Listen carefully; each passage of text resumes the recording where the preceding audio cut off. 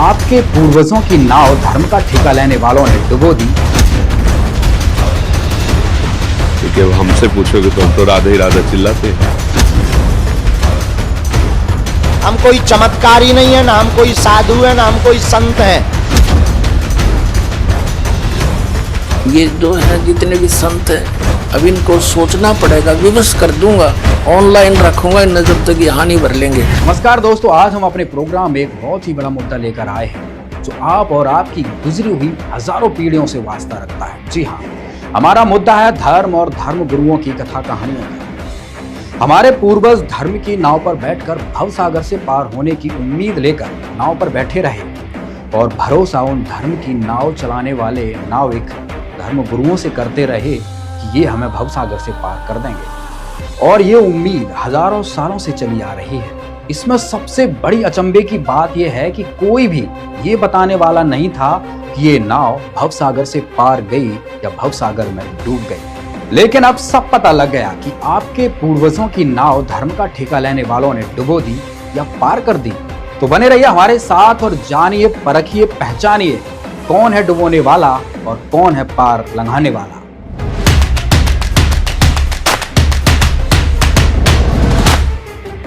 दोस्तों, यदि आपको बहुत सारे कथावाचकों और धर्म गुरुओं में से यह चुनाव करना हो कि कौन है जो धार्मिक शास्त्रों के अनुसार सत्संग कर रहा है और कौन है जो शास्त्रों में लिखी बातों को अनदेखा कर रहा है, मन मर्जी के किस्से कहानी सुनाकर साधकों का केवल और केवल मनोरंजन कर रहा है और उन भगवान की चाह रखने वाले साधकों का जीवन बर्बाद कर रहा है, तो आप किसको चुनेंगे? आपने सोच लिया होगा। बस यही चुनाव आपने इस पूरी वीडियो देखने के बाद करना है। आज हम इन कथावाचकों के बारे में बात करेंगे जिनके आज लाखों चाहने वाले हैं, लेकिन क्या हुआ है, शास्त्रों के अनुसार भक्ति बता रहे हैं? क्या उनके द्वारा बताई हुई कथा कहानी या उनके द्वारा बताए हुए मंत्र वेदों और शास्त्रों से मिलते हैं? क्योंकि कौन सही और कौन गलत, इसका फैसला किसी के बताए ज्ञान को कहने मात्र से नहीं होता है। यह तो तभी होगा जब उनके द्वारा बताई गई बातें हमारे वेद और गीता में सिद्ध होंगी। तो आइए देखते हैं ये वीडियो। शंकर भगवान के भक्त अगर नाम जप करना हो तो किस नाम का जप कर सकते हैं? गुरु से पूछो, जो इस मार्ग का गुरु हो उससे पूछो। क्योंकि अब हमसे पूछोगे तो हम तो राधे ही राधे चिल्लाते हैं। हमारे पास तो मेरी संपूर्ण सनातन धर्मावलंबियों से प्रार्थना है कि वे निरंतर राम नाम का आश्रय लें।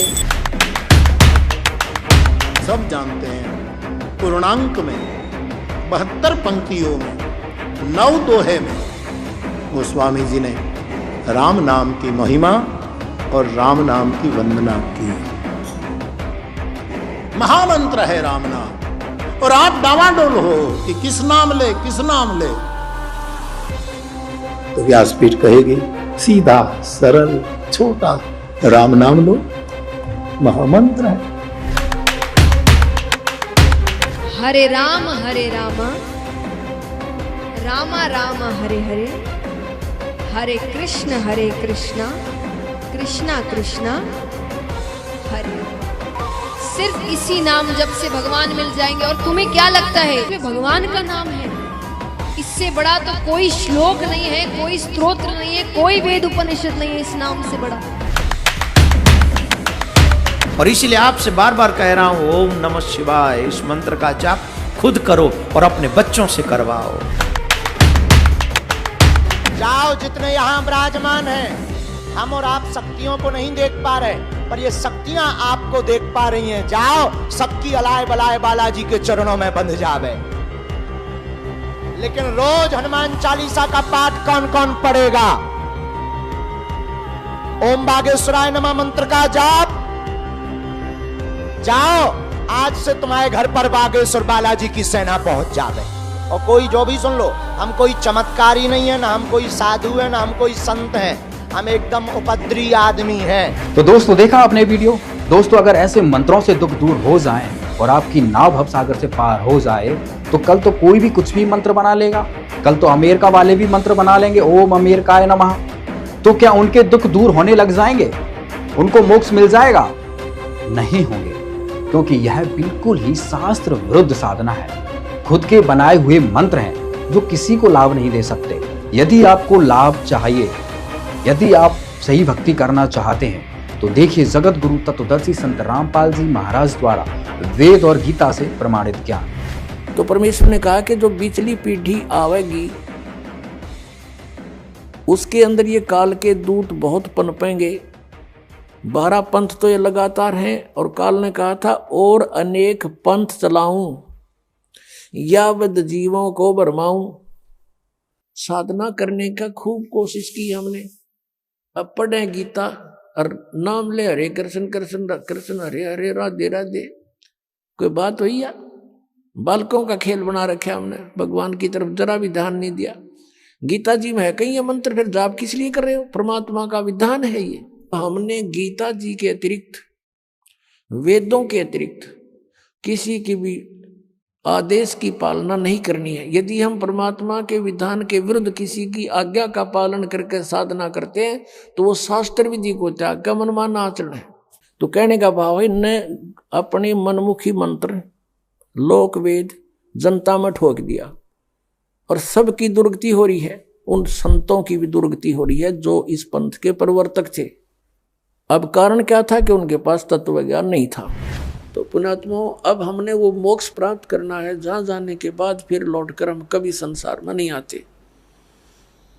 तो वो कौन है? वो परम अक्षर ब्रह्म है, वो सतपुरुष अमर पुरुष है।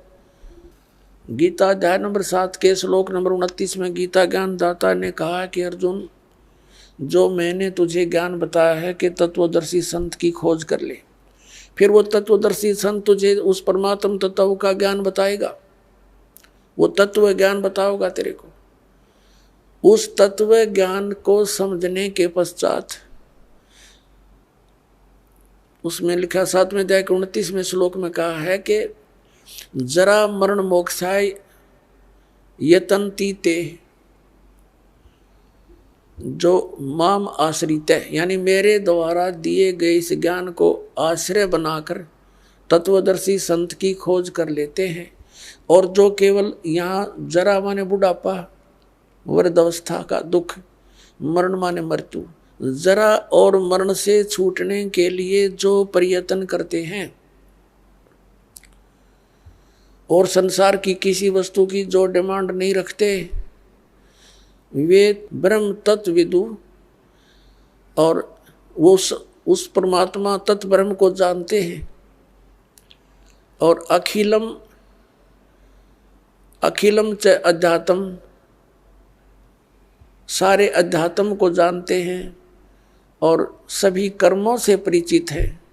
यहाँ के सभी कर्मों से और पूरे अध्यात्म मार्ग से वो लोग परिचित हैं जो केवल जरा और मरण से मोक्ष के लिए ही प्रयत्न कर रहे हैं। 8वें अध्याय के प्रथम श्लोक में गीता ज्ञानदाता से अर्जुन ने पूछा, किम तत्ब्रह्म, जिस तत्ब्रह्म को जानकर प्राणी केवल जरा और मरण से, इस कष्ट से छूटने का प्रयत्न करता है, तो वो तत्ब्रह्म क्या है, कौन है वो भगवान? गीता ज्ञानदाता ने गीता अध्याय नंबर 8 के श्लोक नंबर 3 में उत्तर दिया है, वो परम अक्षर ब्रह्म है। देखिएगा अध्याय नंबर 7 का श्लोक नंबर 29, ये 29 नंबर है। इसमें कहा कि जरा मरण मोक्षाय माम आश्रित यतन्ति, ये माम आश्रित, मेरे इस ज्ञान का आश्रय करके कि तत्वदर्शी संत को खोज लो, तो वो यतन्ति, ये जो प्रयत्न करते हैं, जरा और मरण मोक्ष है, जरा और मरण के मोक्ष के लिए ही जो प्रयत्न करते हैं, ते ब्रह्म तत्विदु कृष्णम अध्यात्म चक्रम अखिलम, वह पूरे अध्यात्म को, तत्व ब्रह्म को और सभी कर्मों से परिचित हैं, जानते हैं। विदु माने जानते हैं। इन्हीं का अनुवाद पढ़ते हैं। जो मेरे शरण होकर जरा और मरण से छूटने के लिए, जरा माने बुढ़ापा, वृद्धावस्था होती है, इन्हों का लिख दिया ने, वे पुरुष उस तत्ब्रह्म उस ब्रह्म को, संपूर्ण अध्यात्म को, संपूर्ण कर्मों को जानते हैं। ये तीसरा श्लोक में ये कहा है 8वें अध्याय के कि केवल जो मुझे ही सब कुछ समझ रहे हैं वो मुझे ही जानते हैं, वो तो मुझे ही जानते हैं बस। फिर यहाँ बताया 8वें अध्याय का प्रथम मंत्र में अर्जुन ने पूछा गीता जी में, किम तत्ब्रह्म, किम अध्यात्म, किम कर्म पुरुषोत्तम, अधिभूतम से किम प्रोक्तम, अधिदेवम किम उच्यते। इसका वह ब्रह्म क्या है,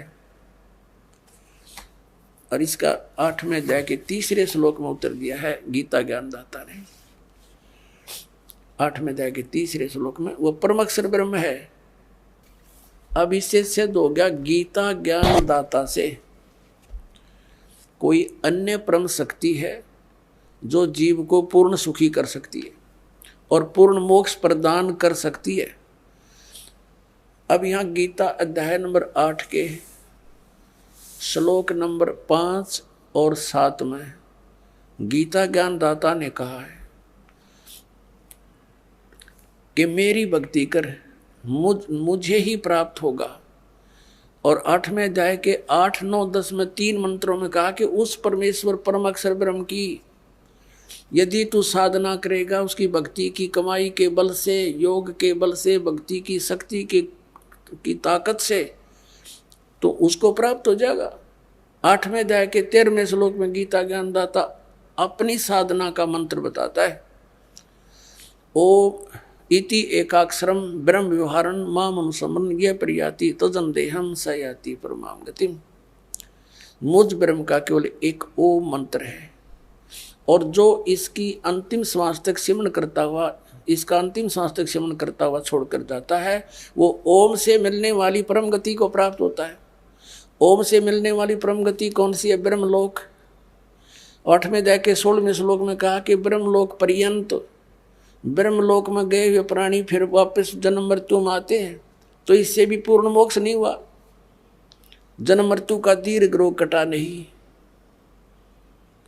फिर 17वें अध्याय के 23वें श्लोक में गीता ज्ञानदाता ने कहा है उस परम अक्षर ब्रह्म के पाने का, ओम तत्सदिति निर्देश ब्रह्मण त्रिविध समर्थ है।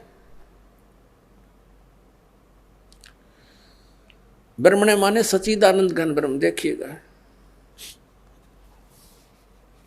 17वें अध्याय का 23वां श्लोक दिखाते हैं, अध्याय नंबर 17 और श्रीमद् भगवद गीता ये 23वां श्लोक है। ओम तत्सत इति निर्देश है ब्रह्मण त्रिवेद समर्थ है, ब्राह्मणा तेन वेदा च यगा च विहिता पुरा। इसका समझ क्या है? ओम से ओम तत् तत् सत सत, ओम तत्सत ऐसे ये 3 प्रकार का ब्रह्मण माने सच्चिदानंद घन ब्रह्म का नाम कहा है।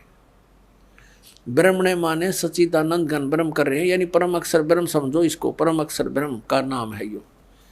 अब हम फिर आते हैं वापस 8वें अध्याय के, अध्याय नंबर 8 के ही वापस आ जाते हैं। ये देखिएगा 13वें श्लोक पे, ये देख 8वां अध्याय गीता जी का, और ये 13वां श्लोक यहाँ पर है 13वां। अब हम संस्कृत भी पढ़न जोगे हो गए, ऐसी बात नहीं, देवनागरी लिपि है या। ओम इति एकाक्षरम ब्रह्म व्यवहारण माम अनुसमरण ये प्रयाति तजन देहम स याति परमाम गतिम। अब ये गीता ज्ञानदाता कहता है कि माम ब्रह्म, मुझ ब्रह्म का, ओम इति, ओम यह एकाक्षरम, एक अक्षर है, नथिंग एल्स, व्यवहारण अनुसमरण यानी उच्चारण करके सिमरण करता हुआ, यह याति तजन दे प्रियाति तजन दे, हम जो शरीर छोड़कर जाता है इसका सांस सुमरण करता हुआ, यह याति परमाम गतिम, वह परम गति को प्राप्त होता है। यहां से शुरू होता है ओम ओम। जो पुरुष ओम इस एक अक्षर ब्रह्म को उच्चारण करता हुआ और उसके अर्थ स्वरूप मुझ निर्गुण ब्रह्म का चिंतन करता हुआ शरीर को त्याग कर जाता है, वह पुरुष परम गति को प्राप्त होता है। ओम से होने वाली परम गति वो कौन सी है? ब्रह्मलोक। ब्रह्मलोक में गए हुए प्राणी फिर पुनरावृत्ति में आते हैं। देखिएगा 8वें अध्याय का यही फिर 16वां श्लोक। हे अर्जुन, ब्रह्मलोक पर्यंत सब लोग पुनरावृत्ति में हैं। ये स्टार लगा के इन्होंने यह विश्लेषण भी किया है। अर्थात जिनको प्राप्त होकर पीछे संसार में आना पड़े, वहां जाकर भी फिर वापस संसार में आना पड़े, ऐसे पुनरावृत्ति बोलते हैं इसको। पुनरावृत्ति, इसका विश्लेषण किया, पुनरावृत्ति का अर्थ डिफाइन किया इन्होंने। तो इसे सिद्ध हो गया कि ब्रह्मलोक में गए हुए प्राणी भी वापस आते हैं ओम नाम का जाप करने वाले। आगे गए ना बावड़े, रहते भी सब जाही, बिन साहेब की बंदगी कहीं छोड़ ठिकाना नहीं। तो कौन से मंत्र का जाप किया उन महापुरुषों ने जिनको मोक्ष प्राप्त हुआ? सतनाम का। और सतनाम है 2 अक्षर का,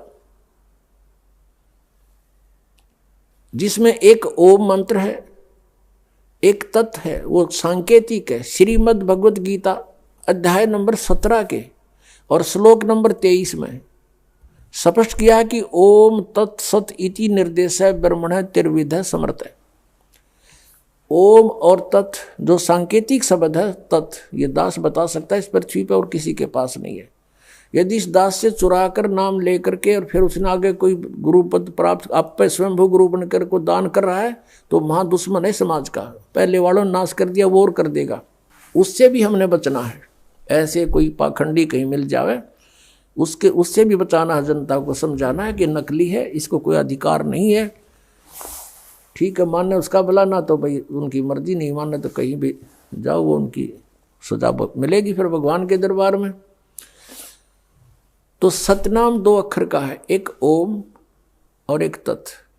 और सत जो उसमें शब्द है वो आदि नाम है, उसको सार नाम भी कहते हैं, वो भी गुप्त है। तो गीता अध्याय नंबर 8 के श्लोक नंबर 13 में गीता ज्ञानदाता कहता मेरा एक ओम मंत्र है, बस, नथिंग एल्स। मुझ ब्रह्म का केवल एक ओम मंत्र है। और जो इस ओम का जाप करता है, इस ओम से मिलने वाली परम गति को प्राप्त होता है, वो ब्रह्मलोक है। ओम का साधक ब्रह्मलोक में प्राप्त हो जाता है और वहां से भी पुनर्वृत्ति में आता है, जन्म मृत्यु होती है। और तत् ये सांकेतिक है। 3 पुरुष हैं गीता जी अध्याय नंबर 15 के श्लोक नंबर 1 से लेकर 4 में और 16 और 17 में कंसेप्ट क्लियर कर रखा। संसार रूपी वृक्ष की संकेत दिया है, लेकिन कबीर परमेश्वर जी ने, क्योंकि तत्वदर्शी संत रूप में आए थे मालिक, उन्होंने उसका विस्तृत जानकारी दी है। और गीता जी अध्याय नंबर 15 के श्लोक नंबर 1 में यही कहा है कि जो संसार रूपी वृक्ष के सभी विभागों को जानता है, स वेदवित, पत्तों सहित जानता है जड़ से लेकर, वो तत्वदर्शी संत है। वो स्वयं परमेश्वर ही आते हैं। वो चौथे अध्याय के 32वें श्लोक में वो भी स्पष्ट किया है कि ब्रह्म ने मुखे सच्चिदानंद घन ब्रह्म के द्वारा अपने मुख से बोली हुई वाणी में यज्ञों यानी धार्मिक अनुष्ठानों की जानकारी विस्तार से कही गई है। चौथे अध्याय के 34वें श्लोक में कहा कि उस तत्व ज्ञान को तत्वदर्शी संत ही जानते हैं, उनसे पूछो। अब एक तो परमात्मा स्वयं आकर बोल कर गए तत्वदर्शी संत के रूप में, वह तो ब्रह्मण मुखे होगी, परमात्मा की बोली हुई वाणी, कबीर वाणी। और फिर उस वाणी को कोई समझेगा, वो तत्वदर्शी संत है। तो आज तक कबीर परमेश्वर की वाणी को कोई नहीं समझ सका। इस दास पर मेहर करी परमात्मा ने, इन सदग्रंथों को जाना, सद्बुद्धि दी परमेश्वर कबीर जी ने और उनको खोला। अब हम उस प्रसंग पर आते हैं। तो परमात्मा ने जैसे गीता जी अध्याय नंबर 15 के श्लोक 16 और 17 में 3 पुरुष बताए, सरपुरुष, अक्षर पुरुष, 16वें श्लोक में 15वें अध्याय। फिर ये इनके विषय में बताया कि ये भी नाशवान, इनके अंतर्गत जितने प्राणी इनके लोक में वो भी नाशवान, केवल जीवात्मा किससे की नहीं मरती, वो तो गधे की भी ना मरती। फिर 17वें श्लोक में 15वें अध्याय में कहा है कि उत्तम पुरुष तो अन्य है। वो उत्तम पुरुष तो कोई और है, इन दोनों से न्यारा है, और वही परमात्मा कहलाता है। और वही लोकतरम अविषय विवर्ती अवय ईश्वर है। वो तीनों लोकों में प्रवेश करके सबका धारण पोषण करता है, वो है अविनाशी भगवान। तो इस 3 पुरुषों के 3 मंडल हैं, 3 लोक हैं। एक तो 3 लोक इस काल ने नकल करे रखी है सतलोक की, इसने अपने एक ब्रह्मांड में भी अलग अलग लोक बना रखे हैं, जैसे पृथ्वी लोक, पाताल लोक और ऊपर स्वर्ग लोक। ये भी 3 लोक कहलाते हैं। और ये 3 लोक अलग हैं, एक तो ब्रह्म का लोक सरपुरुष का, और एक अक्षर पुरुष का लोक। ब्रह्म का जो सरपुरुष का कितना क्षेत्र है, 21 ब्रह्मांड है इसके लोक में, और अक्षर पुरुष के 7 संख ब्रह्मांड है, वो उस अक्षर पुरुष का लोक। और तीसरा जो है वो ऊपर के लोक हैं, सतलोक, अलखलोक, अगमलोक और अनामी लोक। तो उन 4 लोकों में परमात्मा कबीर जी ही अन्य रूप धारण करके रहते हैं मनुष्य दृश्य ही। तो इस प्रकार ये 3 पुरुष माने परमात्मा, 3 प्रभु। तो सरपुरुष का ये ओम मंत्र है जिसको ब्रह्म कहते हैं। अक्षर पुरुष का ये तत्व है जो सांकेतिक ये दास बताओगा, जो ये तत्व और ओम मिलकर के सतनाम बनेगा। तो ओम के मंत्र की कमाई हमें काल से छुटवाएगी, और तत्व मंत्र की जो है हमने 7 संख ब्रह्मांडों को पार करना है उस अक्षर पुरुष के, उनका ऋण है, उसकी कमाई है। और जो सार नाम है, आदि नाम है, वो मंत्र हमें सतलोक में स्थायी स्थान दिवाएगा। तो इस प्रकार परमात्मा पावेगा। तो पुण्यात्माओं, दास का उद्देश्य है कि जब तक इनके ज्ञान और नाम साधना को आपके रूबरू ना करूंगा, तब तक आप सच्चाई से परिचित कैसे होगे। और जिन महापुरुषों ने मंत्र जाप करे वो भी आपको बताऊंगा कौन कौन से किए। यही सतनाम जो 2 अक्षर का आपको दिया जाता है, ये गुरु नानक देव जी ने जाप किया, यही मलुकदास साहिब जी ने जाप किया, यही श्री धर्मदास साहिब जी ने जाप किया, यही आदरणीय दादू साहिब जी ने जाप किया, यही आदरणीय गरीबदास साहिब जी ने जाप किया, जो परमात्मा ने सीधा आकर उनको नाम दिया। और ये गीसा दास साहिब जी ने जाप किया। ये 2 मंत्र का सतनाम है, जिसमें एक ओम है, एक तत्, आपको पता है जिसने सतनाम प्राप्त है। तो ये मंत्र है मोक्ष के। आदि नाम वो सार नाम है। इन 3 मंत्रों से जाप का आपका मोक्ष होगा। लेकिन इनमें ग्रुप बना दिया, 2 अक्षर का 2 सतनाम हो गया, ओम और एक तत् मिला के। तत् अलग से है वो मंत्र, और सत भी अलग कोड वर्ड है, ये सांकेतिक शब्द है तत् सत। इनमें ओरिजिनल मंत्र कुछ और हैं जो दास बता सकता है। अब ये पिछले पुण्यकर्मी प्राणी थे जितने भी कभी परमात्मा के साथ रहे होंगे, जिनके पिछले संस्कार अच्छे थे, मोक्ष हुआ नहीं, आज वो गुरु पद पर बना दिए काल ने, और अज्ञान प्रचार की ड्यूटी ला दी, गलत नाम देने को उनकी सेवा दे दी। अब वो आप भी नरक में जाएंगे और जितने अनुयायी हैं वो भी नरक में जाएंगे। समझदार को थोड़ा सा संकेत देते हैं, वही काफी होगा। अकाल मूर्त शब्द स्वरूपी राम सतपुरुष, ये नाम हुए, ये तो एक परमात्मा की महिमा है। जैसे जल पानी नीर, जल पानी नीर। अब वो जल प्राप्त कैसे हो, वो विधि न्यारी है। हैंडपंप लगाना होगा तो वो जल पानी नीर जब मिलेगा, जल पानी नीर कहते रहो, नहीं मिलेगा। उसके लिए हैंडपंप के लिए जो प्रोसेस है, जो इंस्ट्रूमेंट चाहिए, वो सारे प्रयोग करने पड़ेंगे, औजार, तब वो मिलेगा। ऐसे ये सतनाम के जो मंत्र है, इसका श्वास उश्वास से सेवन करना होता है, 2 अक्षर का है ये। और ये जैसे बोकी मारते हैं जमीन में पानी निकालने के लिए, हैंडपंप लगाने के लिए, तो ये बोकी लगानी पड़ेगी सतनाम के मंत्र की, श्वास उश्वास की। एक मंत्र अंदर लेना है, दूसरा बाहर छोड़ना है। अब जैसे बोकी मारते हैं, जमीन से मिट्टी खोदी, वो बोकी से पाइप से एक यंत्र होता है पाइप जैसा, उसे मिट्टी बाहर डालते रहेंगे, सुराख बनता रहेगा और पाइप को नीचे डालते रहेंगे, वो पानी तक पहुंच जाएगी। ये काम है सतनाम का, यानी बोकी और पाइप का। जल तक पहुंच गई पाइप, लेकिन जल मिला कैसे, वो फिर हैंडपंप लगाना पड़ता है, उसको भी हिलाना पड़ता है, उसकी भी क्रिया है। तब वो हैंडपंप जो है वो सार नाम है, आदि नाम है। उससे फिर वो जल मिले, जल कहो चाहे नीर कहो चाहे पानी कहो, उसको सतपुरुष कहो, अकाल मूर्त कहो, शब्द स्वरूपी राम कहो, वो इस सतनाम रूपी इस प्रोसेस से मिलेगा। 2 अक्षर का नाम सतपुरुष ये है, ओम और तत् है।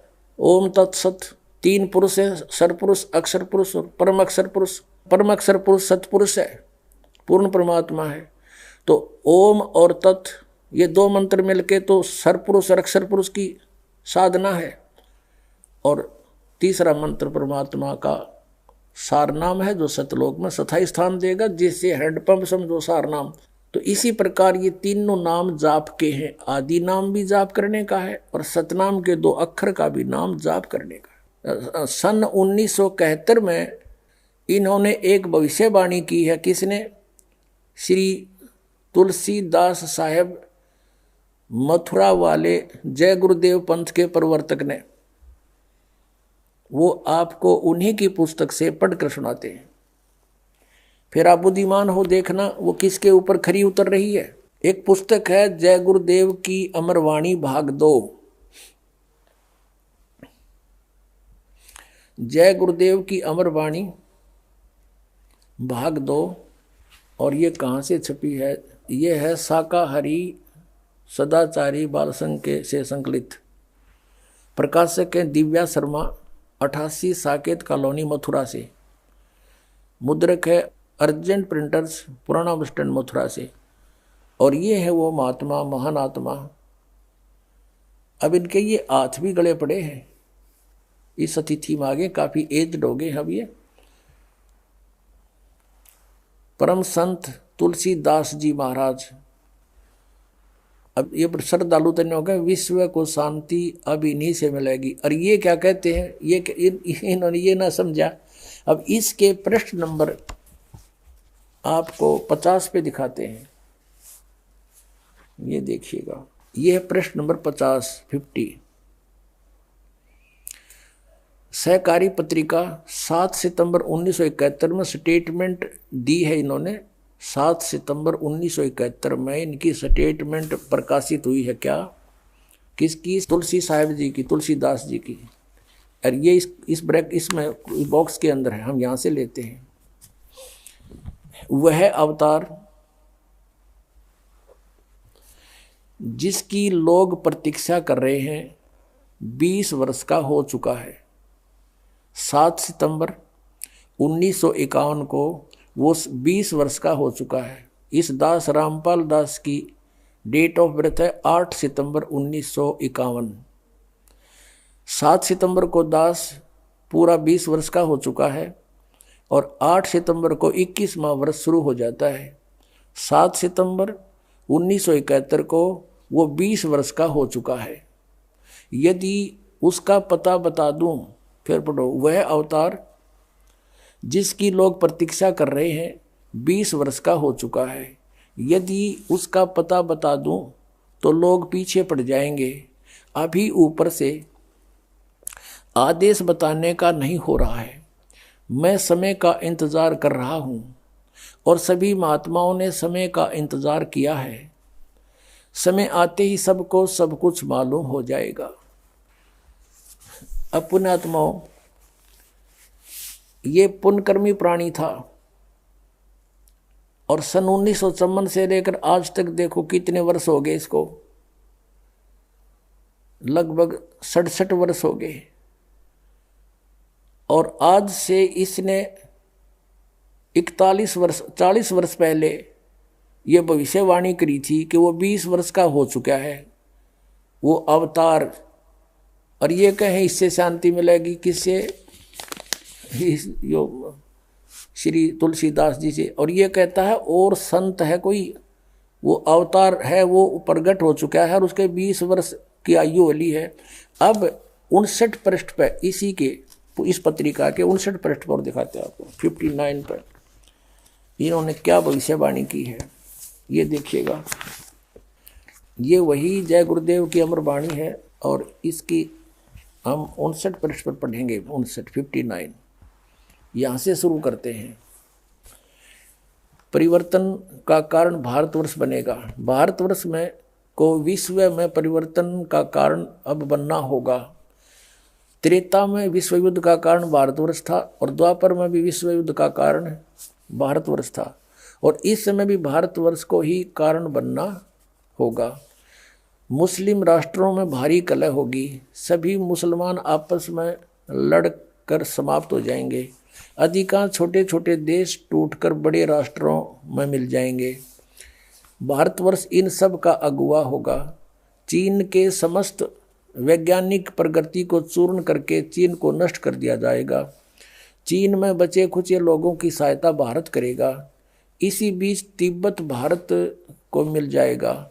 यदि सभी राष्ट्र आपस में मिलकर भारतवर्ष पर आक्रमण करें तो भी इसे कोई जीत नहीं सकता है। भारत में नए सिरे से संगठन होगा। यदि विश्व के सभी राष्ट्र जी जान से यह प्रयास करें कि सुरक्षा परिषद अमेरिका से हटकर भारतवर्ष में न जाने पावे तो यह कदापि नहीं होगा। सुरक्षा परिषद भविष्य में भारत में चली आएगी। महापुरुष का जन्म भारत के एक छोटे से गांव में हो चुका है, जिसके विषय में 7 सितंबर 1971 को ये स्वामी तुलसीदास जी कह रहे हैं वो 20 वर्ष का हो चुका है उसका जन्म। अब बता है, अब ये है सहकारी पत्रिका 28 अगस्त 1971 को इसने स्टेटमेंट दी। इसमें नाम नहीं बताया। फिर 7 सितंबर को क्लियर कर दिया कि आज वो 20 वर्ष का हो चुका है। इसमें लिखा कि महापुरुष का जन्म भारतवर्ष के एक छोटे से गांव में हो चुका है और वह व्यक्ति मानव इतिहास का सबसे महत्वपूर्ण व्यक्ति बनेगा। उसे जनता का इतना बड़ा समर्थन प्राप्त होगा कि आज तक किसी को नहीं मिला है। वह महापुरुष नए सिरे से विधान बनाएगा और वह विश्व के संपूर्ण देशों पर लागू होगा। उसका एक झंडा होगा और एक भाषा होगी। अपने आत्माओं, कबीर परमेश्वर आए थे क्योंकि वो परमात्मा है, उनकी जानकारी, क्योंकि वे स्वयं परमेश्वर हैं और परमेश्वर की महिमा को परमेश्वर ही जान सकता है। इसलिए उन्होंने अपनी महिमा आपा आके बताई कि हम ही अलख अला हैं कुतुब गोस और पीर, गरीबदास खालिक धनी हमरा नाम कबीर। अब रामानंद जी से परमात्मा कबीर जी अपना परिचय दे रहे हैं, लेकिन वो समझ नहीं पा रहे कि ये सच्चाई बोल रहे हैं। जैसे तुलसीदास जी हुए हैं जो जिन्होंने रामायण लिखी है। कौन सी रामायण? श्री रामचंद्र जी वाली रामायण लिखी है। उनकी दिव्य दृष्टि खुल गई थी। इस दिव्य दृष्टि की कुछ रेंज होती है, जैसे सूक्ष्मदर्शी की होती है दूरबीन की। उसकी अपनी अपनी रेंज होती है, कहाँ तक देख सकती है। तो ऐसे उस तुलसीदास जी ने लाखों वर्ष पहले की घटना घटी हुई श्री रामचंद्र जी और रावण के बारे में वो एज इट इज अपनी भाषा में, अपने लैंग्वेज में, चौपाइयों में, दोहों में लिख दी। इसी प्रकार आदरणीय गरीबदास साहिब जी ने परमात्मा से परिचित होकर के परमेश्वर ने उनका ज्ञान योग दिव्य दृष्टि खोल दी थी। उसके बाद गरीबदास जी ने परमेश्वर के पहले और आगे के सब घटनाओं का, दृष्टांतों का विवरण अपनी लैंग्वेज में, अपनी वाणी में लिखा है, तुलसीदास जी की तरह। तो यहाँ कहा कि ए स्वामी सृष्टा में, कबीर साहब जी परमेश्वर जी बता रहे हैं, ए स्वामी सृष्टा में सृष्टि हमारे तीर, दास गरीब अधर बसू अवगत सत कबीर। मैं ऊपर रहता हूँ सतलोक में, सह शरीर हूँ और वहाँ से चल कर आया हूँ। परमात्मा जन्म नहीं लेते। कोई ये कहे कि हमारे गुरु जी भी चल कर आए हैं, ये तो जन्म लेकर आए माता से। वो परमात्मा स्वयं चल कर आए हैं और उन्होंने अपनी महिमा आप पे बतानी पड़ी। आप पे आरती आप पे साजे, आप पे किंगर आप पे बाजे, आप पे ताल झांझ जनकारा, आप नचे आप देखनारा। पुण्यात्माओं, परमात्मा ने 600 वर्ष पहले कबीर सागर में जो लिपि बचा, उनकी अमर वाणी श्री धर्मदास जी ने लिखी है, उसमें कहा कि 12वां पंथ कबीर पंथ होगा और उसमें हम ही चलकर आएंगे और सब पंथ, यानी गरीबदास जी के रूप में नहीं, गरीबदास जी वाले पंथ में आगे चलकर हम ही आएंगे और सभी पंथों को मिटाकर एक पंथ चलाएंगे। 600 वर्ष पहले, 650 वर्ष पहले परमात्मा ने कहा था जब वो आए कि धर्मदास पूरे विश्व पर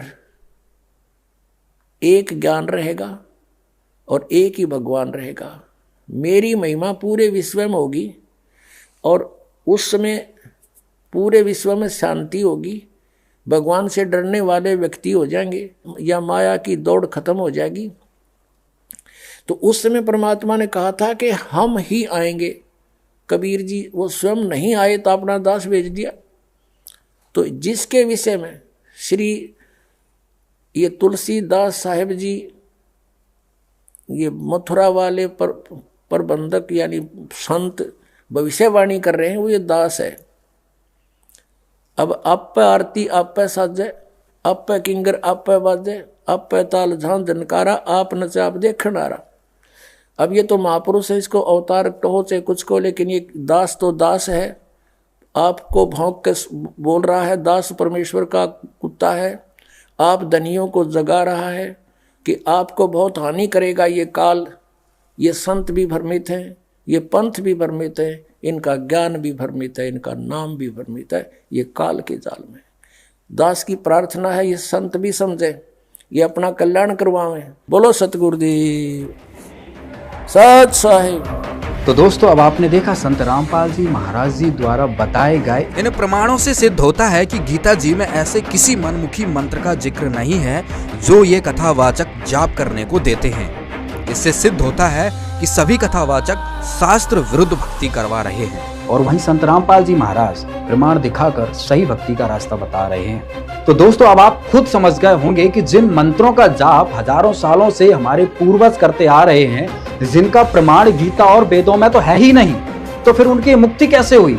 अब आप खुद विचार करिए कि आपके पूर्वजों की नाव तो इन्होंने डुबो ही थी, कम से कम अब अपनी नाव तो डूबने से बचा लो। अब क्या होगा पुण्यात्माओं?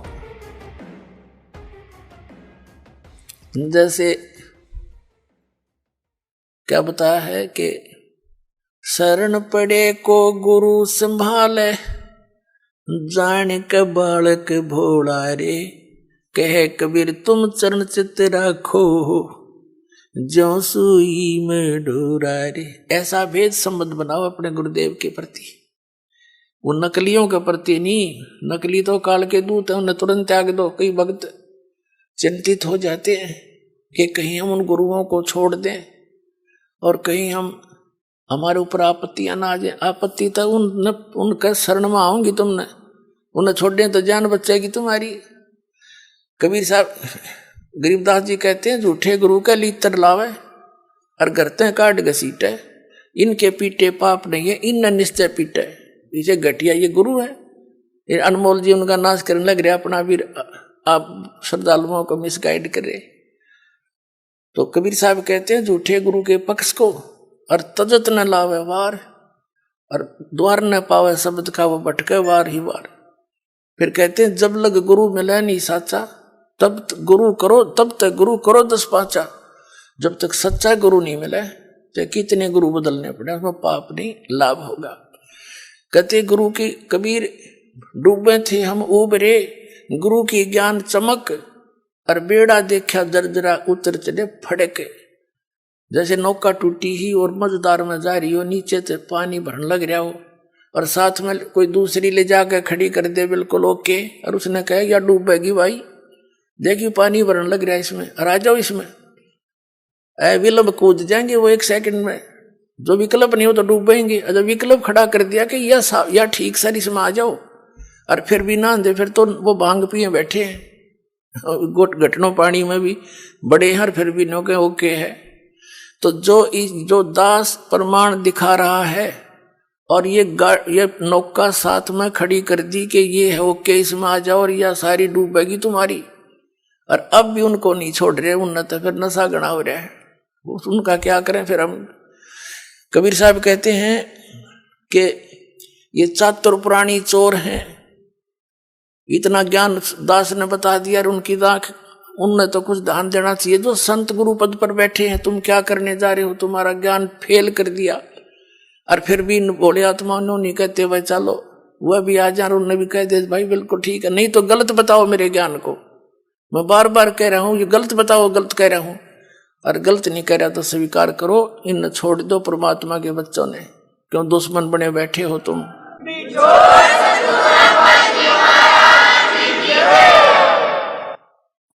तो पुण्यात्माओं ये जो है जितने भी संत हैं, अब इनको सोचना पड़ेगा। विवश कर दूंगा, ऑनलाइन रखूंगा इन्हें जब तक ये हानि भर लेंगे। कहा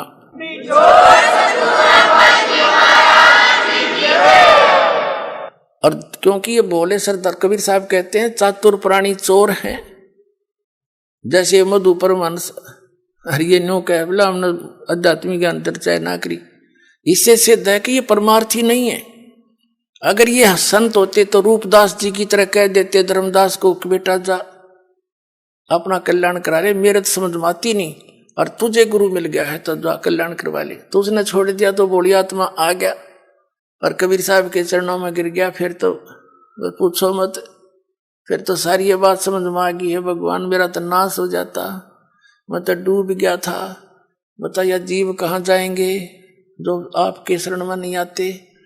परमात्मा ने कहा था तू ज्यादा चिंता मत कर, या बीचली पीढ़ी का समय आओगा ना जो 5500 वर्ष बीत जाएगा कलयुग, तब देखूंगा मैं सारा ने, और तू भक्ति कर, तेरे वंश भी तभी पार होंगे जब मैं दोबारा आऊंगा।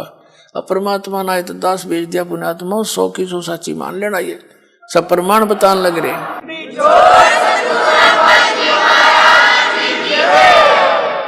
तो कबीर साहब कहते हैं चातुर प्राणी चोर हैं, मूड मुग्ध हैं ठोठ। इतने प्रमाण देख के भी जो मूर्खा के चिपके रहेंगे नकलियां के, कहते वो तो मूड मुग्ध हैं ठोठ, वो तो कति ओलंड है देसी भाषा में कह रहे बौड़ी बूझ है। इतने प्रमाण देख के और फिर उनके बैठे उन सतगुरु मान रहे हैं, और फिर परमात्मा कहें जय वो फिर भी नहीं आते ना, हमने उनकी जरूरत भी नहीं है। चातुर प्राणी चोर हैं ये, मूड मुग्ध हैं ठोठ, और संतों के नहीं काम के उनको दो गलजोट, वो तो और दृढ़ कर दो उनको, मरे रहो वहीं पर। इतना ज्ञान समझ के भी ना मानते। तो पुण्यात्मा प्रसंग चल रहा था कि कर लो गुरु वकील मुकदमा भारी है। बहुत सबसे खतरनाक केस यू है आपका इस सृष्टि में कोई है तो आप काल की जेल में बंद हैं, और ये सिर्फ काल की खुली जेल है। आप ही से बच्चे पैदा करवा कर आपको एक और बंधन में बांध रहा है, और अपना करो धंधा रखाओ हैं और मर जाओ, फिर गधे बन जाओ। दूसरी जेल वो कठिन जेल में भेज दिया। तो कहने का भाव ये है कि अब आपको ये दास वकील मिल गया इस पृथ्वी पर, दूसरा वकील इस वकालत करनिया नहीं है इस काल के साथ में। और अब आप सभी ने ये वकील करना पड़ेगा, पूरे विश्व ने।